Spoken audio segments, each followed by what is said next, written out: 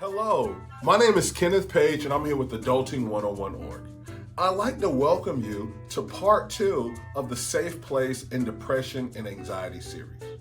Now, if you haven't seen part one, I highly recommend you go back and you check that out. We really begin the subject on anxiety and we talk about different ways of dealing with the good and the bad anxiety in our lives. Now, in part two this week, we really dig into the subject of coping skills. Recognizing there's a lot of different anxieties and sources of anxieties that show up in our life, it's imperative that we learn healthy coping skills and the importance of those.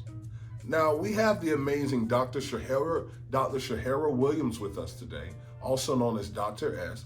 She's a mindful meditation coach and well known in the mental health and mental wellness community.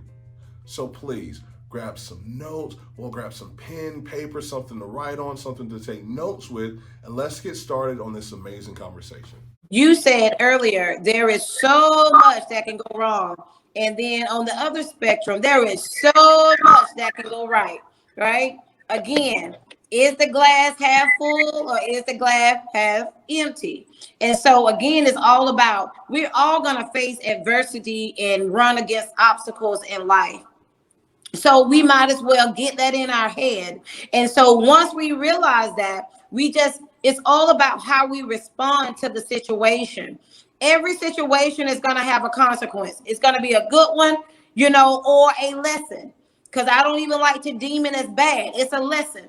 And so we have to then make a conscious choice. How do I want to respond to it? Do I want to sit here and internalize knowing that, hey, I'm getting ready to go off to college. I'm sitting here trying to fill out these applications. It's okay if I reach out for help because I'm getting overwhelmed. So it's all about making the choices that's going to help you to not be so easy to give over your peace. Does that make sense? Those are tools, preventative tools, that's going to help us to better manage our anxieties, right? My computer crashed earlier. I was supposed to be on an important conference. I made a phone call. Someone brought me a computer. Did anxiety begin to rise? Yes. But you know what I had to tell myself? Help is on the way. Calm down. Help is on the way. So instead of getting all up in anxiety, I had to constantly tell myself help is on the way. Absolutely. Now, Tiana, to echo on you, Dr. S, I was going through the same thing over here. And then, because, we were set to start at one time and all the technical issues, it took us about 30 minutes late. And I'm over here kind of getting a look like, man, I done, ask these people to take their time away and doing this and this going wrong and that going wrong. But I came back in and I told everyone, I was like, listen, this thing is going wrong because it's going to be so powerful. Mm-hmm. And I think that really, just speaking like that kind of changes the atmosphere and the tone. You meet that adversity, and rather than looking at the adversity as something to say, stop, lean into it, go ahead and press forward through it. Mm-hmm. Tiana, so as a sophomore, and I know you're a little different than, Malik, Jordan, and myself in the fact that we were all athletes and, there is a lot of anxiety with that and going to the next level. As a sophomore in high school, what kind of things, do you notice are points of anxiousness for either you or your peers? For preparing for the next grade. And I don't really know how to explain it. It's the 11th grade is supposed to be the hardest year because you get prepared to go be a senior. And it's kind of scary because it's I don't want to go through all of that. But it's what my sister just said. It's best to just chill and think about it and tell yourself you can do it. And then just worry about it and all of that. Mm-hmm. Mm-hmm. It's kind of the unknown, right? You're here and, you're working hard to try to make sure you have the good grades to move on to the next level, knowing that the next level has its own, things that you're going to face. and I have to tell my daughter the same thing. She's in the 11th grade, and she's having a difficult time. She took German. I'm like, why would you take German? But anyway, she's having a difficult, like, what you got going on? But anyway, she's taking German and she's having a challenging time. So what I've had to tell her is pace yourself and, I need to make this grade for next year. Well, next year is going to come regardless. But right now, you need to focus on what you can do right now to maximize off of being in the 11th grade.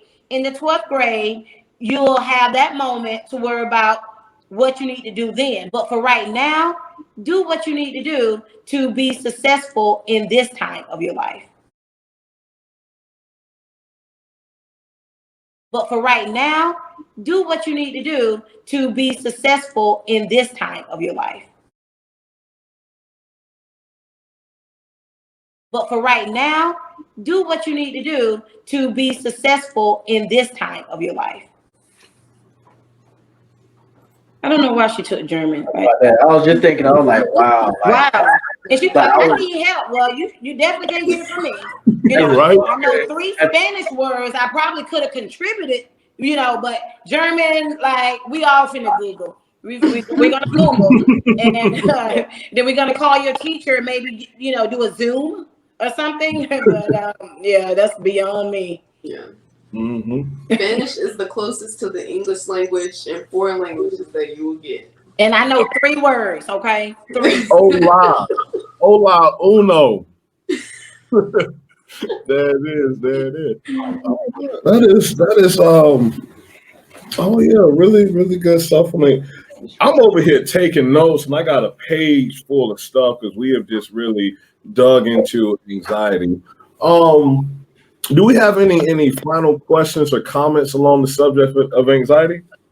No, I was gonna say, as a senior and hearing what other seniors have been through, like before me, coming up as a freshman and up to a junior, if I could talk to them now, I'll be like, man, y'all lied to me, because like I'm serious, like you would be a freshman or a sophomore and they'd be making their senior year look like it's so fun. Like when you leave and this and that. But at the end of the day, you're not telling me you're going home and you got to finish a vacation for college. You got to finish like 2 or 3 and this and that and try to get money, find money for school. And I'm like, well, you just leaving school early. Yeah, I see that. That looks cool. Like, I'm so ready to be a senior. But you're not telling me all this other stuff that you're doing behind the scenes. Like, I'm like, if I had known that as a freshman or a sophomore, I tell you the anxiety would have like kicked in for real. Because like Dr. S said, you got to live in the moment though. You got to make sure you're doing the right things now. So when you get there, things are easier and comfortable. I was like, if somebody had told me the truth before I got there, my anxiety would have been up here because of like, man, I gotta get ready to do all of this. Like, I would have been nervous for the next level, like to be a senior, because all I knew was, oh, you get to leave early. You only got 4 classes, and that's just how you got to do it. But everybody's gonna have their own experiences, right? I taught higher education for over 10 years. And you had some students that did not want to take my class because they said I was challenging. Well, more than likely, the students that said that my class was challenging is because they didn't do the work. So I wasn't a difficult teacher. They just didn't do the work. So their perspective of me was being challenging. So everybody's going to have their own, way to influence your life, again, based off their own perspective. And sometimes they'll give you a perspective based off of their lack. You may say, oh, don't take that teacher, she mean. But she was only, challenging you because you never did your work. So you have to really take that with a grain and really find out things for yourself, but also allow yourself not to jump so far in that moment. So when you get there, you don't want to already say, oh, my senior year is going to be hard, but embrace it from an awareness of saying, this is new beginnings for me. Let me embrace it and walk it day by day. Mhm. Here's one thing I learned about while going through high school as a freshman. After looking back at it through all the times through elementary, middle school, there's never going to be a time where you do not have stress at some point going through school. At some point, when people tell you school is easy, they is lying. At some point in time, they at least stressed out once. School is really, when people say school is hard, it's school. It's going to be hard. If you say you want to go to college and you say school is hard in high school, college is only the beginning. Yeah. And you got life. Challenging. Yeah. Everything's gonna be challenging in life. Everything's gonna be hard at some point. You're like at some point in your life, you're gonna meet something hard and it's not gonna move until you make it move. Mhm. While I was struggling in the first 2 quarters. I was keeping my grades, but I wasn't turning in assignments on time. As soon as I got in the rhythm, I started to see projects more and more. I said, forget it, just do it. Do it right, make sure it's correct, and just do it. That's how I started to survive high school as a freshman. I just did it, and I did it right. I stopped complaining, I just did it. Absolutely, just jumping right into it, going at it. And man, Jordan, that perspective that you had about it being hard, man, one of the perspectives that I took is so I started going to college at Clemson. I got kicked out of Clemson and I transferred to Coastal Carolina. So I'm there on scholarship, and then I got in trouble again and lost part of my scholarship. So I was going to class as a student. I was on the football team. I had a partial scholarship, and then I still I took up a job, because I needed money to pay for stuff. So I'm going through so much at one time with a host of other feelings. And one day, Jordan, I woke up and I looked at myself in the mirror. I said, KP, this is what you're going through now, but this is where you're trying to get. And it's not the matter of if this road is easy or hard. I started looking at it and saying, is it necessary or unnecessary? Instead of trying to label it as easy or hard, yeah, every next step you take in life is gonna be hard. The beautiful thing about one of the things you said is recognizing every step that you take next in life is gonna be more. High school is more challenging than middle school. Middle school more challenging than elementary. College more challenging than high school. Life more challenging than that. Getting in a committed relationship more challenging than that. Having kids more challenging. Getting a home, car, you're always adding to it in life. It's not a matter of if it's hard or challenging. Personally, I'm like, is it necessary or not?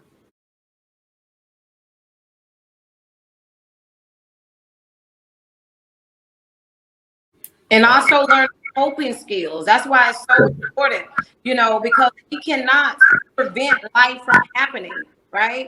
And so that's why learning coping skills, what works for you. I may teach you how to journal or to breathe, but that may not necessarily work for you. But walking or going to hit a punching bag or something, or something, you have to find your coping skill that's going to allow you to have those outlets, healthy outlets, rather than turning to drugs, alcohol, and different things that oftentimes are our out from dealing with life. But we have to find healthy coping skills to help us deal with things known and unknown.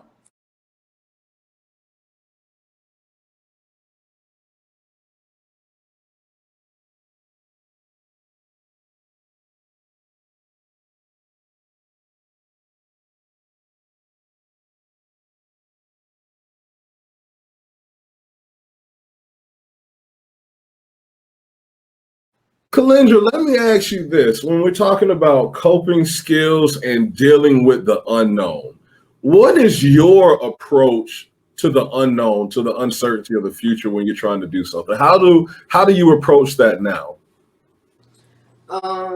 So one, I try to go and find out anything that I can about where I'm trying to go. So right now, I'm trying to get into law school. I have to take these LSAT prep classes. There's millions and tons of books that teach you, or that have sample questions, but most of these books already think that you understand how you're supposed to study for this huge test. So my task to myself lately has been, how do I study for this stuff? How do I break it down? When it's confusing, how do I approach it and make it make sense? So just educating myself as much as I can on where I'm trying to go helps me, for one, because it helps me subside the unknown. Mm-hmm. Two, when it actually comes to executing and doing things, obviously time management is a big deal. So just working on things like that, soft skills to help you do better. But as far as coping, me personally, working out, running more. I like running more than most exercises. It's just a stress reliever. Anytime I feel like I have so much stress and I just have to let it out, breathing while I'm running is what releases that. Even when we were talking about like the car accident, trauma, PTSD, breathing helps me calm down. I've been in the car sometimes and I'm so anxious and I've let myself get so worked up that now I'm shaking and I'm like, oh Lord, do I really have control over the car? So breathing definitely helps me bring myself back and understand that this is where I am right here and right now. Yeah. KP, is this a good time for me to lead you guys through a brief breathing technique? Oh, I love your breathing techniques. I'm here for it. And so because we talked about control, I want us to be able to control our exhale. So with the exhale, I want you to form your mouth like you're blowing out, through a straw. And so when we inhale, we're going to expand our lungs. But when we exhale, I want it to be controlled with blowing through the straw. I call this the straw breath, okay?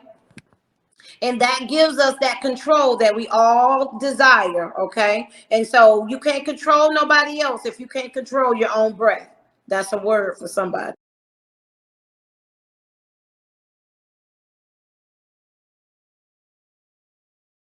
And that gives us that control that we all desire, okay? And so you can't control nobody else if you can't control your own breath.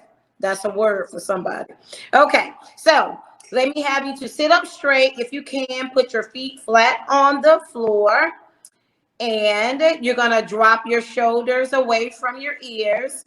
If you can, place your hands in your lap. Bring your head, forward. Not too high, not too low, but just forward. And if you feel compelled, close your eyes or lower your eyelids or find something to kind of like just stare at for a moment. But I want you to bring your awareness and your attention to this moment right here and right now.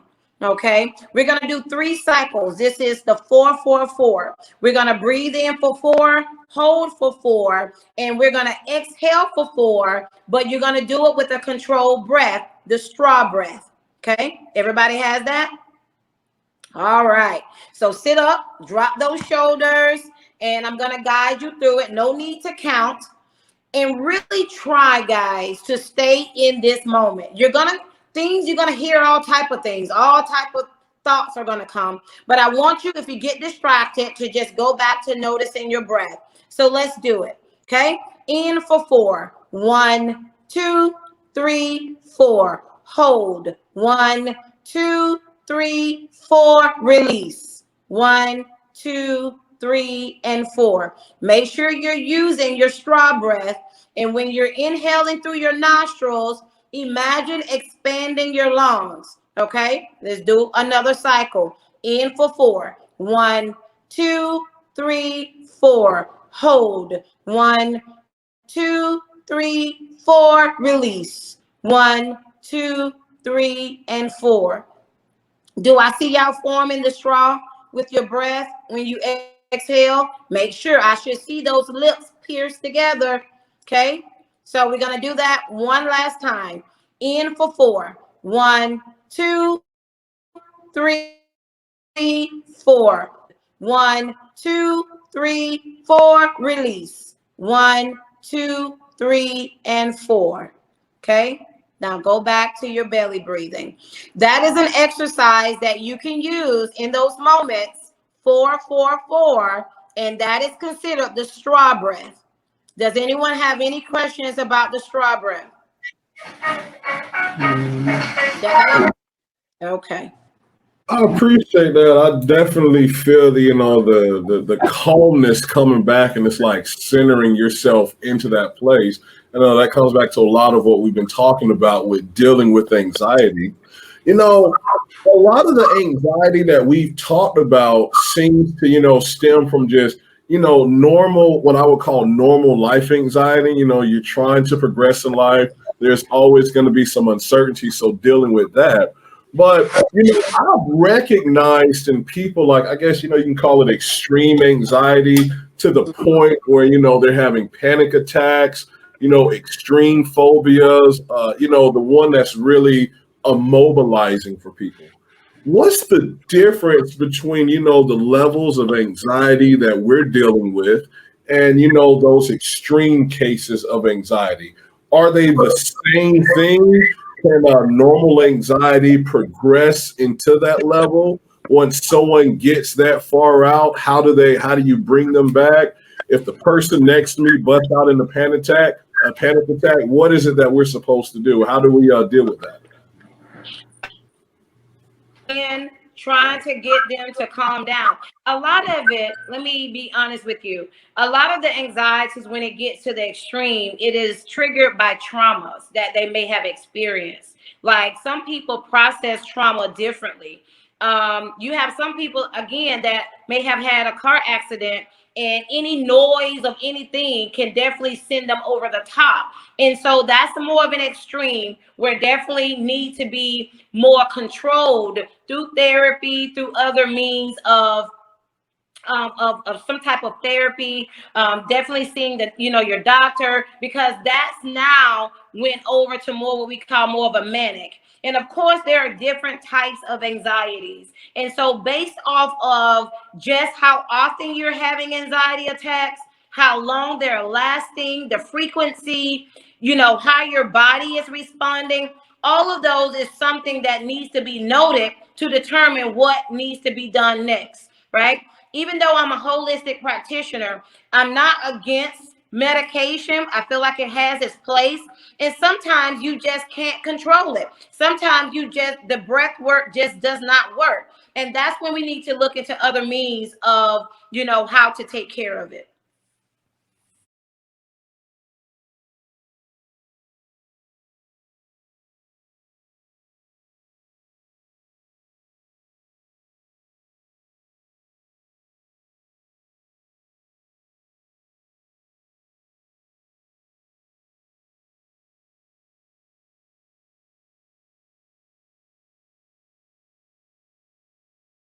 Absolutely, no doubt.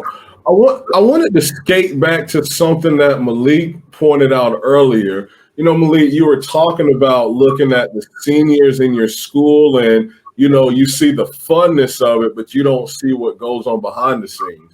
Man, I feel like if you take that, we call that the mask that people wear. There's the things that we present to the public, and then there's the things that's actually going on behind the scenes. And, I dare to say that everybody in this world, there's some piece of a mask, because everything has a cost. All success has a cost. All attainment has a cost. Maintaining these things has a cost. And nobody really wants to glorify that hard part. We're not glorifying the work. We're not glorifying the cost. Yeah, you see me balling right now, but you don't see these 17 days in a row that I just went without sleep just to get to this day of success here. So I think there's really a huge cost.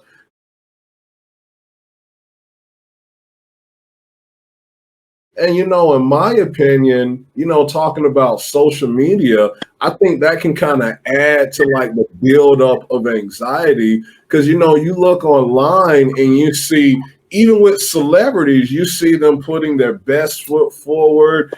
Everything they put out looks good. They're getting Photoshopped. Everything is, tailored to present. Everything is great. And I feel like we sit back and watch it and we feel like, oh man, that's what life should be like for me. no stress, no worries, no pain. But I think if we're being honest and realistic, everybody is dealing with that. Everybody has something on the back end. There's literally cost to everything. And I think it relates kind of back to what Kalindra said about, her approach to dealing with the unknown is to going to seek that information. Really, when you see somebody in life with anything good and look like got it going on, ask them questions. Seek some information, really find out the realness of what's going on. And I think a lot of times we'll find what you see isn't actually what you're getting. And if you really knew the cost was really going on behind it, it'll help hone in your perspectives, hone in your expectations. But more things than not, like things are harder than they really look. For everything, there's a cost, there's sleepless nights, there's stress out the wazoo. There's a lot of stuff going on, just to be flat out honest with it. So I think as a young person going forward, taking the time to learn the truth. One thing that I would suggest to all of you is the value of spending time with older people. Spending time with people older than yourselves, spending time with people that's walked through the path of life that you're trying to walk down, to really, really get a real understanding of what it costs, what it takes, and realizing that, hey, first question yourself, do I have what it takes in me to approach this? Because as a sidebar, I do think we're all built differently. I think there's going to be some things that I myself can skate through that might be a burden on Dr. S. There's going to be some things that Itiana is going to deal with in life that she skates through that could be a thorn in the side for me. So I do think we're all built and structured differently to handle our own things. And I don't want to keep right like that goes into identification, kind of knowing about who you are.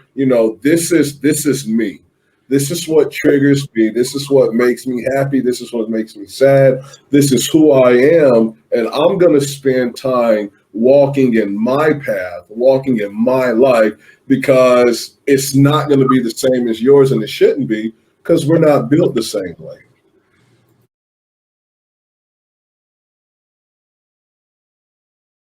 Oh, now there is one more thing that I thought of.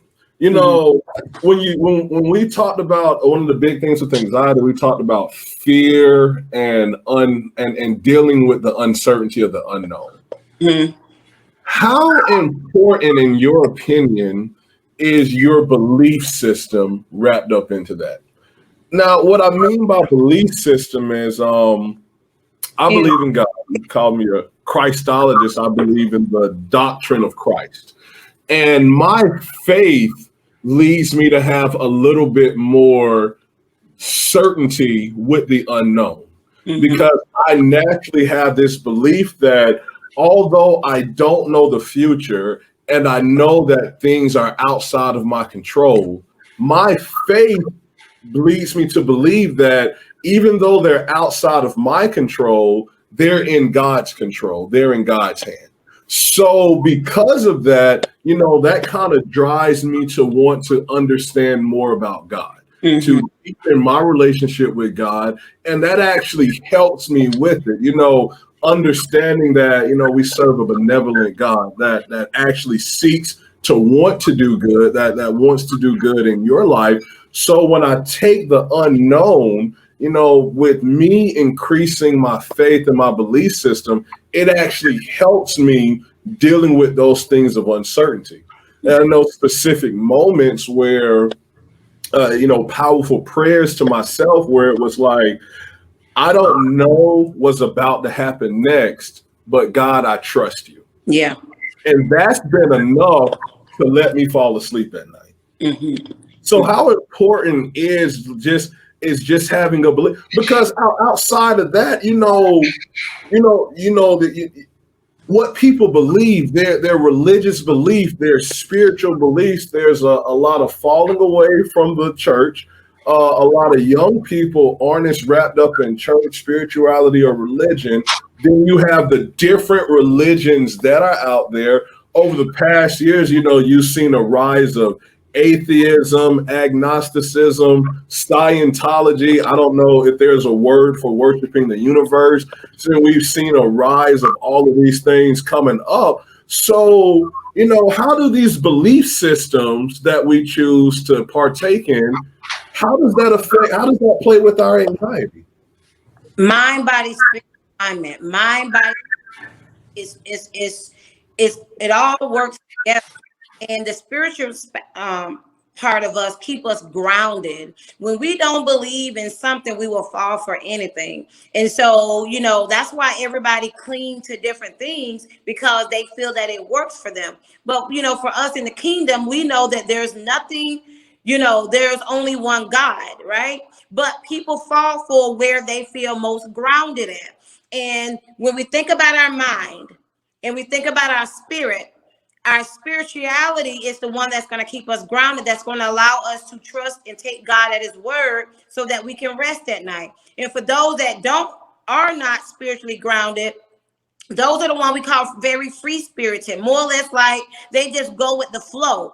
And a lot of times that's good in this aspect. But when the rubber meets the road, when life happens, you have to have a sense of being grounded so that you can really get through some of those obstacles in life. So spirituality is a part of the unity of mind, body, and spirit so that we can be whole and complete.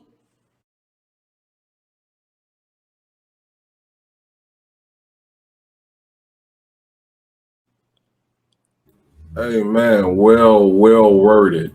Now I know, just because I know you all, I met Kalendra and Itiana in church, and then I do a devotional and worship study with Malik and Jordan's father. Go to church with Dr. S. So I know that. Oh, can y'all hear me? Yes, sir. Okay, so I know that we all have a level of faith and worship in us. Jordan, have you ever experienced your faith, your spirituality kicking in anxious moments to help you through it? Mm-hmm. One time I had an asthma attack when I was about in 7th grade, and sitting in the hospital thinking, is this how my life is going to end? Is it going to be? Am I just going to see life flash before my eyes? Am I going to die in this hospital bed? But then I just kept hanging on. I was like, God's going to get me through this. It's not my time yet. He still has more plans for me. So I kept hanging on. Good stuff. Absolutely. It kind of, because I feel sometimes, when we be in church, we kind of overlook prayer. We overlook the power of prayer, the importance of that communication and talking with God and what he'll actually do. Itiana, have you ever went through an experience where, your faith or your spirituality kind of helped you deal with any anxious moments or any feelings of uncertainty? Yeah. It was like I was in the 9th grade. I was very sad and disappointed in myself because I knew I could do better, but I didn't know how. It's like I didn't want to tell nobody because it's like I felt like alone. And one day I was just crying. I was just crying my heart out. I was so tired. Then I was thinking, I was like, bro, just do it. Like, just end it. Like, it'll be over. You won't be able to feel nothing no more. And I thought, dang, I'll be hurting everybody. Like, everybody be sad, everybody be hurt. Let me just stay. Let me see if I can fix it. Let me see if I just talk to God a little bit. Let me see if it'll work. I mean, it did.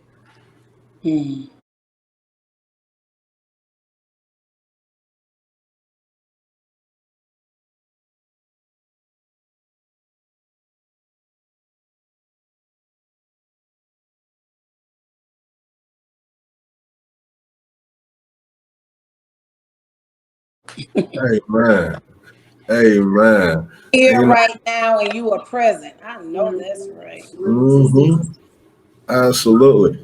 And I think that's a great segue into the next topic about depression. because I feel like one, I often hear depression and anxiety. I always kind of hear the two put together. So, and then, when we go through these anxious moments, dealing with the uncertainty, all types of thoughts and feelings and emotions coming up, we find ourselves in depression, and then we find ourselves in moments to where we're actually considering suicide.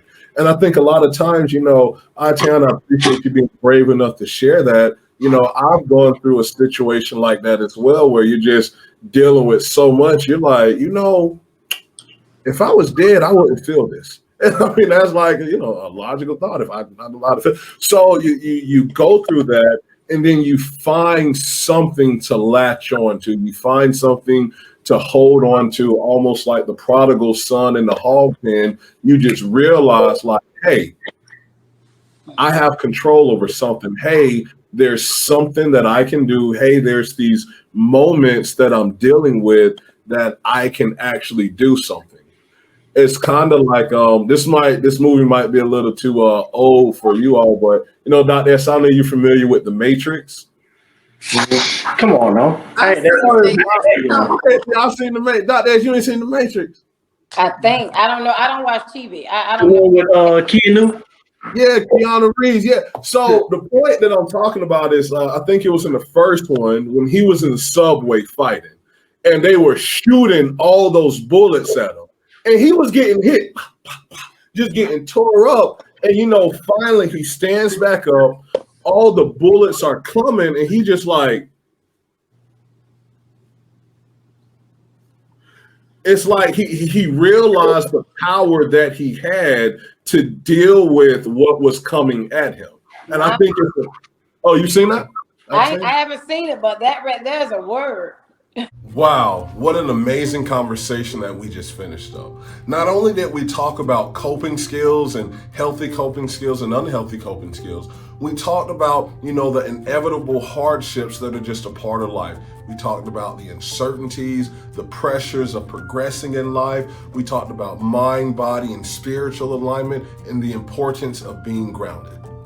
I got a lot out of this, so I know you at home had to get a lot out of it too.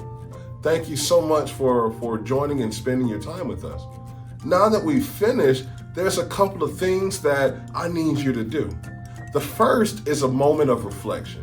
Go back, look over the notes, rewind the video and rewatch a part that really stuck out to you, and just have a moment of reflection. Because the next thing I need you to do is have a moment of a period of application. It's not worthwhile to learn this information if we're not learning how to actively incorporate it into our lives. Because these are the tools that we're going to need to successfully navigate the rest of our lives. So after we've done some reflection and some application, the next thing that I ask you to do is share this video. You got something out of it, it was beneficial to you, don't hoard that information for yourself. Share it with a friend, a family member, a relative, a loved one, someone that you know could benefit from this information. Now, if you enjoyed learning from Dr. S and you'd like to reach out to her to learn some more things, you'll see her contact information in the credits. Now, here at Adulting101.org, we would absolutely love to hear from you. You can find us on social media at Facebook, Instagram, YouTube. The handle is Adulting101.org. When you interact with us, use that hashtag #DoAdulting. All right, we'd absolutely love to hear from you. Can't wait. Now, if you support the mission, if you support the cause, what Adulting101.org is aiming to do, we really ask for your donations. We ask that you help us advance this mission of positively impacting and benefiting the next generation. You can donate to us on Cash App, $DoAdulting, or you can go to the website, doadulting.org, and there you'll find more ways to give. But again, our contact information, ways to give, you can see that in the credits. But last thing, this was part 2. There's a third part coming out next week. So make sure you come back. You definitely want to check that information out as we really begin the subject of what a safe place is and how do we create it. But thank you so much for joining. Can't wait to see you next week.